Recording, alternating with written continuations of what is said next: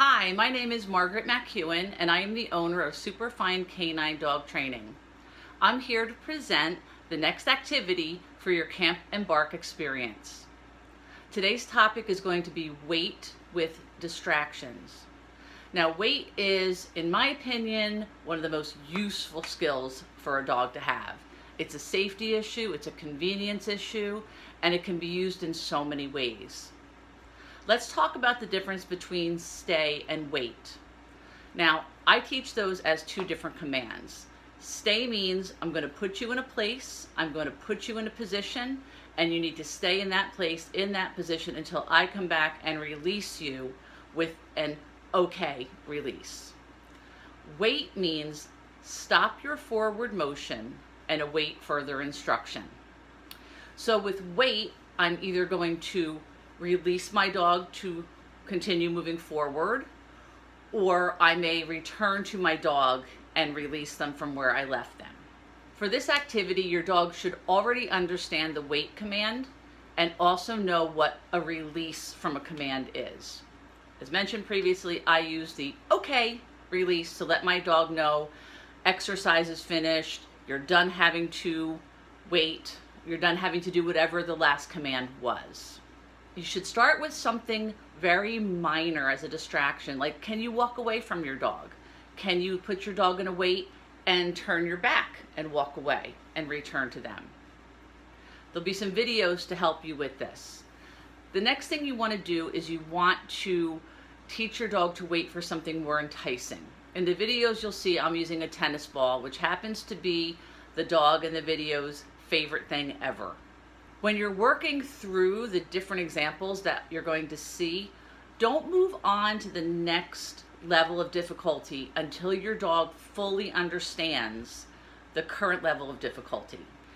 If you're going to try putting a tennis ball in your space, meaning it's more in your body space than it is the dog's, and your dog fails that, don't move on to the next most difficult thing. Make sure they truly understand what you're asking of them and they're successful at it before you move on to the next level.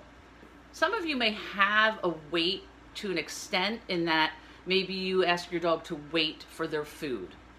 Don't get frustrated with your dog if the only time you ever use the word wait is when you're putting their food bowl down, because they're not going to be able to generalize that wait means don't move forward. They're only going to know this happens when you put your food bowl down. So you may want to kind of build up that weight before you start some of these exercises. Also, keep in mind for weight, your dog does not have to be in a sit or a down. You might want to try them in a stand weight. It just means stop your forward motion.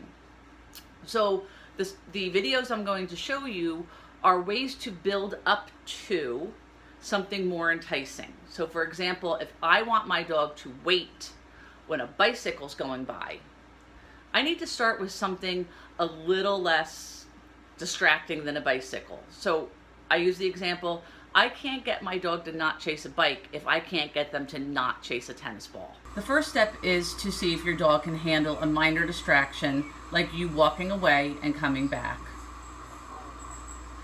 I like to reward the dog while they're in wait position and then release them rather than reward them after the release. The next level of difficulty is ask your dog to wait, and can you put an item in your space, meaning it's not between you and the dog, it's clearly in your space. I like to reward the dog for waiting. Now my dog laid down, I'm going to get him back up in a sit because he's encroaching on where I want to put that item. And this time I'm releasing him to the item. I like to vary that so my dog is paying attention as to which one I'm going to allow. Is he going to get a treat or is he going to get the item? So now I want to add a little bit of motion, but I again want to do it in my space so that my dog knows that I kind of own that item and it's not as enticing. So I'm going to do it again, and this time I'm going to let the dog go get it. Be sure to randomize it. I'm just doing this to show you the two examples. Next level of difficulty is I'm going to put the item between myself and the dog, but a little bit off to the side. So I would consider that to be without motion. And now I'm going to make it a little more difficult. I tossed it, and it went pretty close to my dog, so I'm kind of proud of him there. So if my dog has done a good job up till this point, and I've worked on this gradually, and I have had a high success rate, I'm going to see if I can toss the item into my dog's space and still have him wait. Again, this is just an example, so you're going to need to work on this sometimes for a couple days before you can get to the next step between levels of difficulty. Don't rush it. You want to have a solid wait. And now I'm going to let him go. So now that you've seen some examples of how to work on a more solid wait command with your dog, take it easy. Again, go slow. Make sure that your dog is nailing each step before you go on to something difficult. This may take days. It might take weeks. Remember to reward your dog for waiting so they find the wait to be more valuable than the release. Mix it up. Be patient.